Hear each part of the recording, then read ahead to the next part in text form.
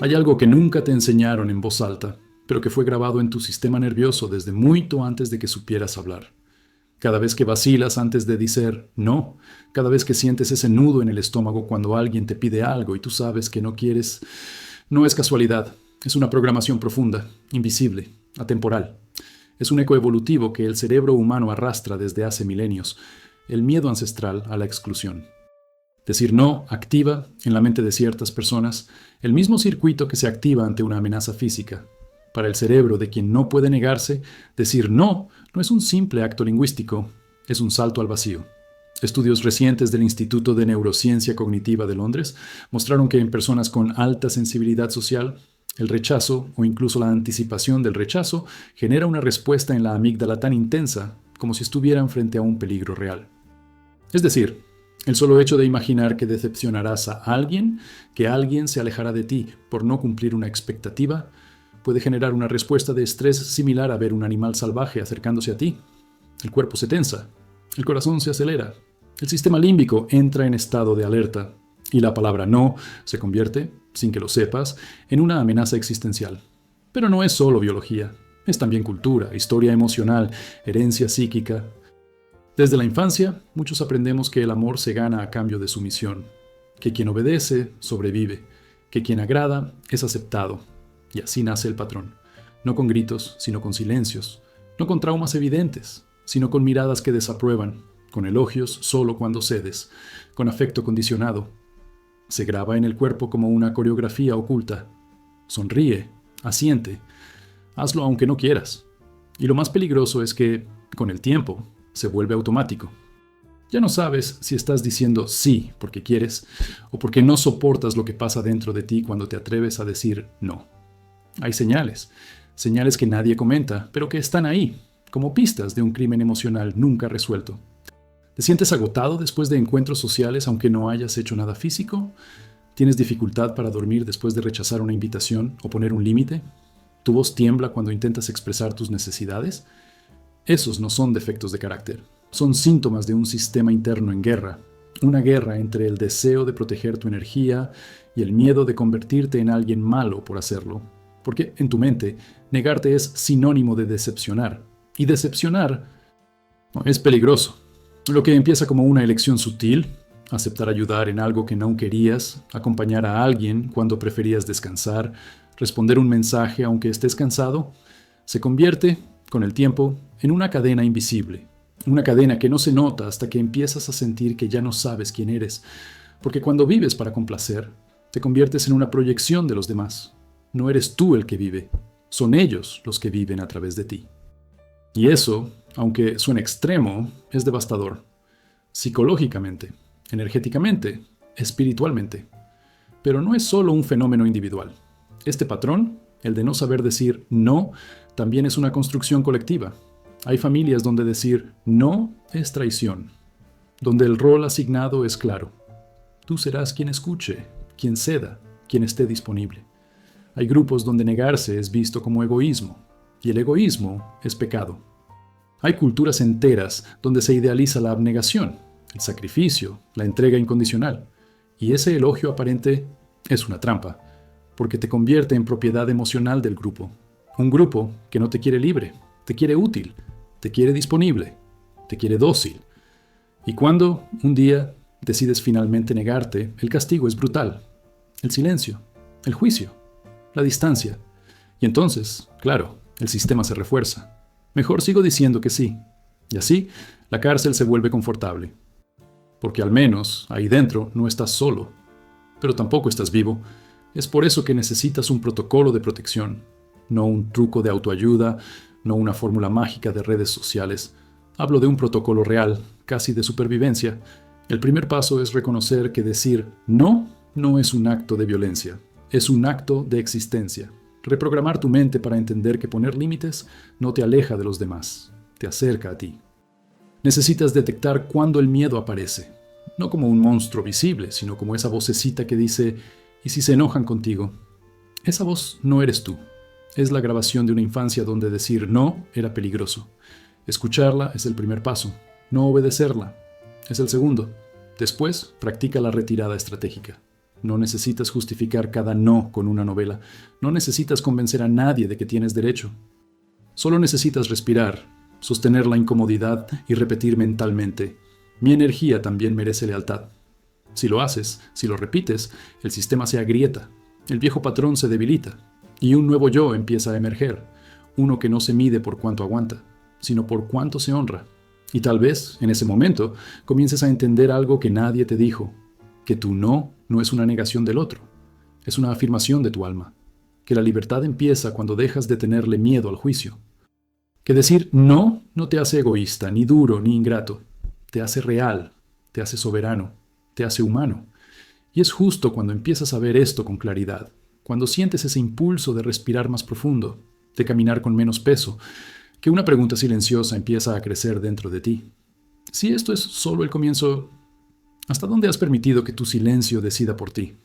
Pero lo más inquietante es que, incluso cuando aún no has dicho nada, ya estás diciendo todo. Porque el cuerpo habla antes que la boca. Y para aquellos que no saben decir no, la piel, la postura, la mirada, son confesiones involuntarias. La renuncia no empieza en la palabra, empieza en el temblor imperceptible de las manos, en el microsegundo de duda antes de asentir, en ese suspiro que nadie escucha, pero que el cuerpo registra como una traición a uno mismo. No es coincidencia que muchos de los que no saben poner límites presenten contracturas musculares crónicas, dolores cervicales, problemas digestivos o fatiga persistente. La Universidad de Stanford publicó un estudio donde se demostró que la inhibición constante de los propios impulsos activa respuestas somáticas de estrés acumulativo. Lo que eso significa, en otras palabras, es que cada vez que callas un no por miedo, el cuerpo lo grita en forma de tensión. Porque el alma sabe cuándo está siendo silenciada, y el cuerpo es el instrumento que lo denuncia. Hay una especie de lenguaje secreto en aquellos que no se atreven a rechazar. Una forma de caminar con prudencia excesiva, como si cada paso pudiera ser malinterpretado. Una sonrisa que dura más de lo natural, como si sostener la expresión amable fuera una forma de anestesia. Un tono de voz más suave, a veces casi infantil, diseñado no para comunicar, sino para no molestar. Y lo más cruel, que a menudo quienes los rodean se aprovechan sin darse cuenta, porque lo que no se nombra se presupone disponible, y lo que se repite se convierte en identidad. El proceso es insidioso. Primero sientes una ligera incomodidad al aceptar algo que no querías. Después aparece la irritación sorda, no hacia el otro, sino hacia ti mismo. Más tarde viene el cansancio emocional, como si estuvieras funcionando con una batería ajena. Y finalmente, te das cuenta de que has perdido el derecho a tus propias prioridades. Ya no eres dueño de tu tiempo, de tu energía, de tu deseo. Eres un actor en un guión que otros escribieron y ni siquiera recuerdas cuándo comenzaste a actuar. Y no estás solo, porque este patrón de ceder continuamente también tiene una dimensión colectiva. En muchas familias existe una figura que siempre carga con todo, la que está para todos pero nadie está para ella. La que recuerda los cumpleaños, organiza las reuniones, cuida de los enfermos, sacrifica sus fines de semana y lo hace en silencio, como si fuera lo natural. En los grupos de amigos es el que nunca pone objeciones. En el trabajo es el que siempre acepta las tareas extra. Y en la pareja es quien renuncia a sus preferencias por miedo a causar conflicto. Estas figuras existen en todos los círculos, y el problema es que cuanto más cumplen con ese rol, más invisible se vuelve su sufrimiento. Lo que parece generosidad muchas veces es un grito reprimido. Lo que parece docilidad puede ser agotamiento extremo. Y lo que parece empatía a veces es miedo disfrazado. Miedo al abandono, al rechazo, a ser percibido como insuficiente. Porque cuando creciste creyendo que vales por lo que das y no por quien eres, decir no se convierte en una amenaza a tu existencia misma. Por eso tu cuerpo entra en tensión. Por eso te enfermas sin motivo claro. Por eso, a veces, sientes que no puedes más, pero tampoco sabes cómo parar. Y aquí es donde se vuelve urgente activar un tipo distinto de conciencia. No la conciencia culpógena que te dice que estás fallando a los demás por priorizarte. No la voz interna que te acusa de egoísmo cada vez que piensas en ti. Hablo de una conciencia protectora, una especie de radar sagrado que te permite identificar cuándo estás cruzando tus propios límites sin darte cuenta. Esa conciencia es tu escudo. Es la que observa tus respuestas físicas y emocionales y dice: alto, aquí estás empezando a desaparecer. El primer paso del protocolo es la observación honesta. Antes de decir sí, escucha tu cuerpo. ¿Respiras con profundidad o estás conteniendo el aire? ¿Sientes apertura o contracción? ¿Estás diciendo que sí con convicción o con resignación? Porque el cuerpo no miente, y cada vez que lo fuerzas, se rompe un poco más. Después viene la microacción, aprender a pausar. No responder de inmediato, no ofrecer tu ayuda como reflejo. Regálate 5 segundos. Respira, di, lo pensaré. Esa simple frase es un acto de poder, es un cortafuegos. Te permite recuperar el control antes de que la vieja programación decida por ti. Y si descubres que no quieres, di que no. Aunque tiembles, aunque duela, aunque sientas culpa. Porque la culpa es pasajera, pero el autoabandono deja cicatrices. Y cuando hayas dicho no por primera vez sin justificarte, sin culparte, sin ofrecer una alternativa para compensar, descubrirás algo casi místico. El mundo no se acaba. El otro puede molestarse, puede alejarse, pero tú te habrás quedado contigo. Y eso, aunque parezca pequeño, es una revolución. Porque cada vez que eliges tu verdad por encima de la comodidad ajena, estás reescribiendo tu historia. Estás dejando de ser personaje secundario en la vida de otros para convertirte en protagonista de la tuya. Y es allí, en ese silencio que sigue a tu negativa, cuando empiezas a escuchar una voz que había estado dormida por años. Una voz que no pide permiso, que no teme al juicio, que no necesita ser aplaudida para existir. Esa voz eres tú. Pero lo más perturbador no es que digas sí cuando querías decir no. Es lo que viene después. Esa cadena de consecuencias invisibles que se desliza sin que te des cuenta, como una niebla que va cubriéndolo todo. Lo que comienza como un acto de amabilidad termina convirtiéndose en una espiral de desgaste. No sucede de golpe, no hay una explosión. Hay un descenso lento, casi elegante, hacia el abandono de ti mismo. La Universidad de Harvard, en un estudio dirigido por la doctora Susan David, demostró que las personas que suprimen sus emociones auténticas para mantener la armonía externa presentan mayores niveles de cortisol, el llamado hormona del estrés, y muestran una tendencia significativamente más alta a sufrir trastornos de ansiedad, depresión y fatiga crónica. Pero lo interesante no es solo el dato clínico, es lo que ese dato revela, que cada vez que te traicionas para complacer a otro, tu cuerpo lo registra como una herida, no una herida visible, pero sí una herida psíquica que sangra hacia adentro. Y así empieza la espiral. Al principio, solo sientes un leve fastidio contigo mismo, un pensamiento fugaz. Otra vez dije que sí, qué tonto. Pero lo ignoras, justificas. Piensas que es lo correcto, lo educado, lo que se espera de ti. Luego llega el cansancio. No el físico, sino ese que no se quita con sueño ni con vacaciones. Es el agotamiento de sostener personajes, de mantener sonrisas cuando estás triste, de ofrecer tu tiempo cuando estás vacío, de ser útil cuando tú también necesitas ayuda. Y entonces aparece la irritación. Te molestas por cosas pequeñas, reaccionas con impaciencia, pero en el fondo no es rabia con el otro, es contigo, porque sabes que algo está roto, pero no sabes cómo dejar de romperte. Más adelante empiezas a desconectarte. Dejas de sentir entusiasmo por las cosas que antes amabas. Tu cuerpo va, pero tu alma no. Estás presente, pero ausente. Y luego viene el colapso silencioso. Ya no puedes más, pero sigues sonriendo. Ya no quieres estar, pero sigues diciendo, claro, cuenta conmigo. Y en ese punto ya no es solo una cuestión emocional, es existencial. Ya no sabes quién eras antes de ser todo para todos. Es ahí donde el patrón revela su rostro más cruel, porque no solo te roba tu energía, también te borra. Te conviertes en una sombra funcional, en un contenedor de demandas ajenas, en una especie de asistente emocional perpetuo. Y lo más triste es que, muchas veces, quienes te rodean no lo notan, porque has entrenado a todos a verte disponible. Has enseñado sin querer que tu amor se da sin límites, que tu tiempo está siempre abierto, que tu voluntad es elástica. Y cuando por fin decides retraerte, te lo reprochan. ¿Qué te pasa? ¿Estás raro? Ya no eres como antes. No entienden que lo que antes veían como virtud era, en realidad, un sacrificio silencioso. Y no es un caso aislado. Esta espiral emocional es un fenómeno compartido por millones. En el fondo, lo que vives tiene nombre: fatiga por sobrecarga emocional. No es que seas débil, es que llevas demasiado tiempo cargando con lo que no es tuyo. Y como nadie te enseñó a poner límites sin sentir culpa, usaste tu cuerpo como frontera. Pero los cuerpos también se cansan de ser murallas. Entonces, ¿cómo se rompe esta espiral? El primer paso es reconocer que el deseo de agradar no es una virtud absoluta. A veces es una máscara, una necesidad camuflada, un intento desesperado por sentirte aceptado, porque en algún lugar de tu historia aprendiste que ser querido significaba estar disponible. Pero eso no es amor, eso es dependencia emocional disfrazada de entrega, y hasta que no lo veas con claridad, seguirás diciendo sí cuando todo tu ser grita no. Por eso necesitas una retirada estratégica, no una huida, sino un regreso a ti, aprender a observar cuándo tu sí nace del amor, y cuándo nace del miedo, cuándo estás sirviendo, y cuando estás sacrificándote, y entender que el respeto genuino no nace de cuán útil eres, sino de cuán auténtico te permites ser. Quien solo te quiere cuando cedes, no te quiere, te necesita. Y a veces, lo más amoroso que puedes hacer es retirarte, apagar el teléfono, no responder ese mensaje, cancelar esa cita, dejar de justificarte.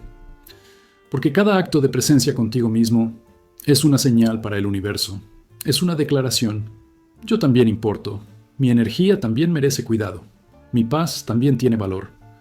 Y es en ese momento, justo cuando comienzas a decirte la verdad con toda su crudeza, cuando algo dentro de ti empieza a despertar, una parte que estuvo dormida por años, una voz que no teme ser rechazada, que no necesita complacer para existir, que entiende que quien se ama no lo hace para ser amado por otros, lo hace porque ya no está dispuesto a seguir muriendo por dentro para ser aceptado por fuera.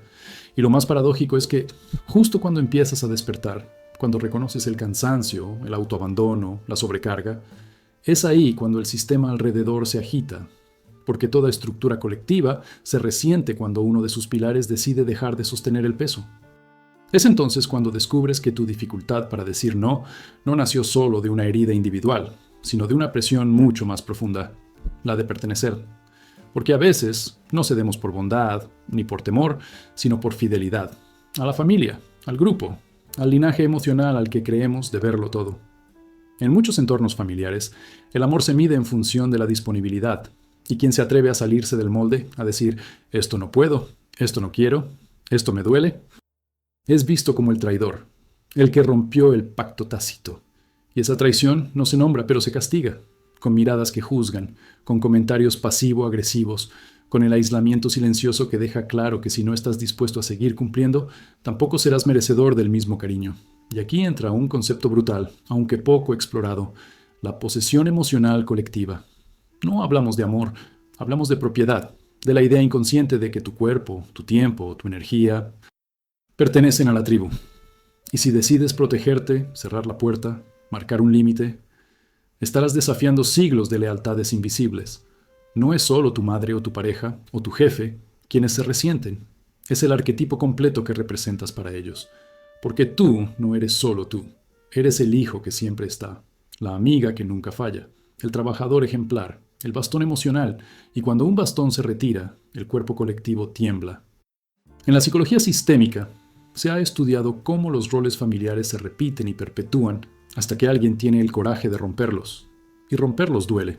No porque sea malo, sino porque implica ver que parte del amor que recibiste fue condicionado, que no todo el afecto fue libre, que a veces fuiste querido en la medida exacta en que eras útil. Esa verdad, cuando se ve de frente, puede destruirte o liberarte. Y en los grupos sociales sucede lo mismo. El que nunca pone límites es bienvenido. El que siempre dice que sí es buena gente. Pero el día que te atreves a no responder, a cancelar una reunión, a priorizar tu descanso, te conviertes en el raro, el egoísta, el distante. Porque en realidad no extrañan tu compañía, extrañan tu disponibilidad. No les duele tu ausencia, les incomoda tu autonomía. Y es en ese punto cuando te das cuenta de que muchos vínculos estaban sostenidos por la repetición de un patrón servicial, cuando comienza el verdadero duelo. Porque decir no solo implica renunciar a ciertas tareas, también implica perder ciertas máscaras, y con ellas perder a algunas personas. Y eso, aunque sea necesario, duele. Duele como duele la verdad cuando llevas años escondiéndola. Por eso es vital desarrollar una conciencia estratégica. Entender que tu retirada no es una declaración de guerra, es una declaración de paz interior, es un acto de realineación, es mirar al grupo, a la familia, al entorno y decir, los quiero, pero también me quiero.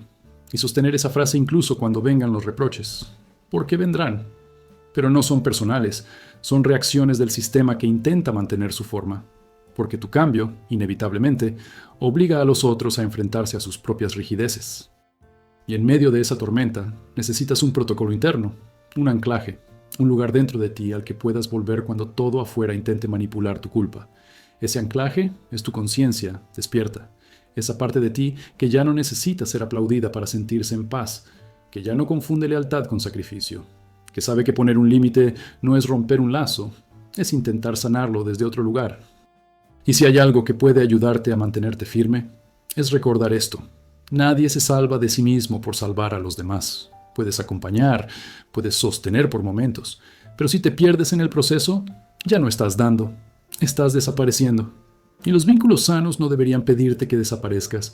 Si para ser amado debes desaparecer, eso no es amor, es dependencia, es simbiosis, es dolor ancestral replicándose en el presente. Y cuando entiendes eso, cuando respiras profundo y aceptas que no todos te entenderán, que algunos se alejarán, que otros te llamarán frío o distante, entonces ocurre algo extraño. Te das cuenta de que, por primera vez en años, no estás actuando, no estás fingiendo, estás habitándote, y aunque al principio duela, hay una paz rara que empieza a florecer, una paz silenciosa, firme, que dice, esto también soy yo, el que pone límites, el que se respeta, el que no se vende por aprobación. Y es ahí, justo ahí, cuando te das cuenta de que tu no destruye vínculos, solo revela cuáles eran reales. Y es curioso cómo, cuando te atreves a decir tu primer no, el mundo no se derrumba, pero tu mundo interno sí se reordena. Hay una fisura en la estructura vieja, una especie de grieta en la máscara, y por esa grieta empiezan a encontrar una luz tenue, tibia, desconocida. Es tu autonomía, no una autonomía rebelde, agresiva o indiferente, sino una más profunda, más silenciosa. Una que no necesita explicar su derecho a existir. Una que, simplemente, comienza a recordar que también tiene nombre, piel, cansancio, deseo y límites. Pero no basta con decirlo una vez. No basta con una conversación o una decisión aislada. Protegerse, después de años de vivir para otros, es un acto estratégico, un entrenamiento, una práctica espiritual diaria. Y para eso necesitas un protocolo, no para defenderte del mundo, sino para sostenerte a ti mismo cuando vuelvas a dudar, cuando esa voz vieja regrese, cuando el cuerpo tiemble otra vez ante la posibilidad del rechazo. Primero, debes entender algo esencial. No puedes protegerte si no te conoces. Muchos no saben decir no porque nunca se han escuchado lo suficiente como para saber lo que realmente quieren. Viven atrapados en la necesidad de ser útiles, sin detenerse a preguntar qué desean. Entonces, el primer paso es brutalmente íntimo. Aprender a reconocer tu propio sí interno, saber cuándo algo resuena contigo y cuándo simplemente estás obedeciendo una expectativa ajena. Y eso requiere silencio, requiere contemplación, requiere espacios de pausa en los que puedas detectar las señales sutiles de tu cuerpo, de tu intuición, de tu energía. Después, necesitas crear lo que podríamos llamar tus fronteras vitales. No me refiero a paredes rígidas, sino a zonas de claridad. Espacios donde tus límites no sean negociables. El descanso, por ejemplo. Tu salud, tu paz mental, tus tiempos de conexión contigo mismo, tus momentos de no hacer nada. Cada uno de esos espacios es un terreno sagrado. Y si no los nombras, si no los defiendes, otros caminarán sobre ellos como si fueran públicos, porque el mundo no honra lo que no ve. Y si tú no haces visible tu necesidad, se vuelve invisible para todos. En paralelo, debes prepararte para la culpa, porque vendrá. Es inevitable.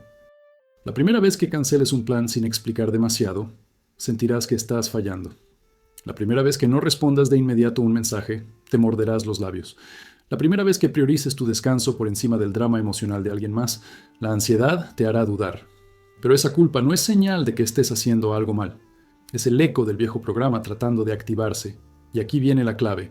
No luches contra la culpa. Obsérvala, respírala y déjala pasar. Como una nube vieja que ya no tiene poder sobre ti. Otra parte del protocolo es aprender a nombrar con claridad. Decir no sin justificarte en exceso, sin adornos, sin suavizantes innecesarios, porque cada justificación que das cuando te cuidas es una pequeña traición a tu derecho de existir sin pedir permiso. Puedes ser amable, claro, pero no necesitas convencer a nadie de que mereces tu tiempo, tu espacio, tu límite. Merecer, ya lo haces por estar vivo. Y si el entorno se resiente, si algunos se alejan, si vienen los reproches, entonces activa la retirada consciente. No huyas, pero tampoco te inmoles. Recuerda que no necesitas ganarte el derecho a respirar. No necesitas mantener todos los vínculos, si esos vínculos se construyeron sobre tu silencio. Hay relaciones que solo sobreviven si tú te apagas, y a veces el mayor acto de amor que puedes hacer es soltar, no por odio, sino por dignidad. Y en este proceso hay algo fundamental. Busca refugios que nutran. Personas, espacios, actividades que te recuerden quién eres sin exigirte nada a cambio. Una caminata sin destino. Una charla donde no tengas que sostener ningún rol. Un libro que te hable como si supiera todo lo que has callado. Porque protegerte no es encerrarte. Es rodearte de aquello que no te obliga a disfrazarte. La neurociencia afectiva ha demostrado que la repetición consciente de decisiones alineadas con el bienestar personal refuerza nuevas conexiones neuronales. Es decir, cada vez que eliges tu paz por encima de la obligación, cada vez que respiras antes de responder, cada vez que te das permiso para estar contigo, tu cerebro registra eso como un nuevo mapa. Y poco a poco, lo que antes era incómodo, poner límites, priorizarte, descansar, empieza a sentirse natural. Porque lo es. Solo que lo habías olvidado. Y es en esa repetición, en esa práctica diaria de lealtad hacia ti, donde el mundo ya no parece tan amenazante. No porque haya cambiado, sino porque tú ya no estás dispuesto a desaparecer para encajar, porque has comprendido que tu energía no es un bien público, que tu disponibilidad no es un contrato vitalicio, que estar para los demás tiene sentido solo cuando primero estás contigo.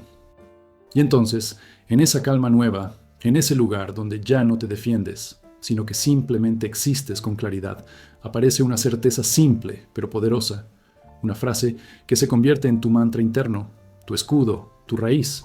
No tengo que salvar a nadie para merecer ser yo. Y sin darte cuenta, has cruzado una línea invisible. Ya no estás simplemente aprendiendo a poner límites, ya no estás ensayando cómo decir no sin temblar. Estás entrando en otra dimensión de ti. Una dimensión donde el miedo empieza a sonar lejano, como una vieja melodía que ya no te conmueve, porque algo dentro de ti ha cambiado, no por imposición, no por rabia, sino por madurez, por cansancio sagrado, por esa certeza suave que llega cuando por fin dejas de correr detrás de lo que nunca necesitaste. Y en ese nuevo espacio aparece una pregunta que no busca respuesta, una pregunta que resuena más como campana que como interrogante. ¿Quién eras antes de sentirte obligado a complacer? Tal vez nunca lo sepas del todo. Tal vez te lleve toda la vida recordar tu forma original. Pero ahora, al menos, ya no estás actuando desde el piloto automático. Ya no estás diciendo que sí por inercia.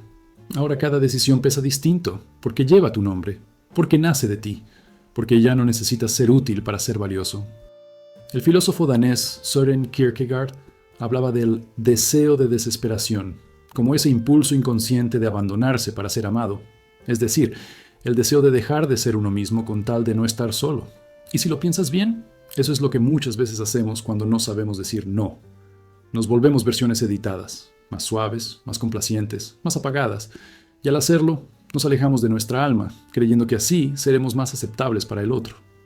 Pero lo que no nos dijeron es que esa desesperación tiene un costo altísimo, el olvido de uno mismo. Y al olvidar quién eres, empiezas a habitar una existencia que no es tuya. Te vuelves testigo de tu propia vida, actor de una obra ajena. Y eso, aunque parezca funcional, es un tipo de muerte. Una muerte lenta, una muerte que no duele en la piel, pero que deja huecos en la memoria, en el deseo, en la identidad. Porque hay algo profundamente triste en vivir para complacer, que por más amor que recibas, nunca lo sientes como tuyo, porque no fue tuyo quien lo recibió, fue el personaje. Pero ahora sabes algo que antes no sabías, algo que no se enseña en libros, que no se aprende en frases motivacionales, que no se hereda.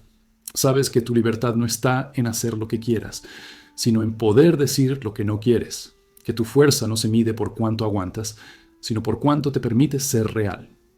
Y que tu dignidad no está en cumplir expectativas, sino en habitar tu verdad aunque tiemble. Y esa verdad, aunque a veces duela, aunque a veces incomode, aunque te deje solo por un tiempo, también te limpia, te vacía de lo que no eras, te deja desnudo, sí, pero también te devuelve la piel. Y entonces empiezas a reconocerte, en tus silencios, en tus negativas, en tus ausencias elegidas, en tu nueva forma de estar, más pausada, más honesta, más tuya. Y lo más fascinante es que no necesitas gritarlo, no necesitas justificarte, no necesitas convencer a nadie, porque cuando habitas tu autenticidad, tu presencia habla sola, y quienes deben quedarse, se quedarán, y quienes se alejen, abrirán espacio para nuevos vínculos, más libres, más recíprocos, más conscientes, porque ya no estás disponible para el juego de ser querido a cualquier precio. Ya no aceptas que tu valor dependa de cuántas veces dijiste que sí. Ya no permites que te definan por cuán accesible eres. Ahora, tu valor nace de otro lugar. Un lugar silencioso, pero poderoso. Un lugar donde tu no ya no suena como rechazo, sino como oración, como ancla, como faro. Y desde ese lugar, desde ese nuevo centro que has empezado a habitar, miras hacia atrás y entiendes todo con otra luz. No hay rencor, no hay reproche, solo comprensión. Porque incluso aquellos que te exigieron más de lo que tenías, también estaban repitiendo sus propias heridas. Y tú, que por años callaste, también estabas buscando pertenecer, pero hoy eliges otra cosa. Eliges paz antes que aprobación. Eliges verdad antes que perfección. Eliges presencia antes que utilidad. Y cuando llega ese momento, cuando esa elección ya no es un esfuerzo, sino una pulsión natural, entonces todo hace sentido. Y escuchas dentro de ti una frase que no habías podido escuchar antes. Una frase que no grita, pero que vibra con la fuerza de quien ha vuelto a casa. Ya no tengo que decir que sí para ser amado, porque quien soy, en mi silencio, en mi límite, en mi centro, ya es suficiente. Y esa frase, pronunciada por dentro, se convierte en eco. Y ese eco nunca más te abandona.